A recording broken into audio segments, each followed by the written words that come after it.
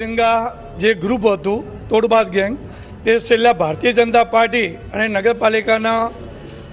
ખોટી રીતે બદનામ કરવાનું એમનું જે ષડયંત્ર હતું તો એમના દ્વારા જે કોન્ટ્રાક્ટરો પાસે કે અલગ અલગ પાસે જે ખંડણી માગવાની એનો જે રેકોર્ડિંગ છે અને તથ્યો માટે તપાસ થાય નાયબ કલેક્ટરને ચીફ ઓફિસરને અને કલેક્ટરશ્રીને પણ અમે આવેદનપત્ર આપવાના છીએ।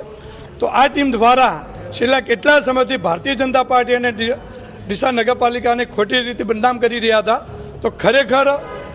એમના દ્વારા જે ખંડણી માગી રહી છે એને પૂરેપૂરી તપાસ થાય એના માટે અમે આવેદનપત્ર સદસ્ય અને સંગઠન દ્વારા આપવામાં આવેલ છે।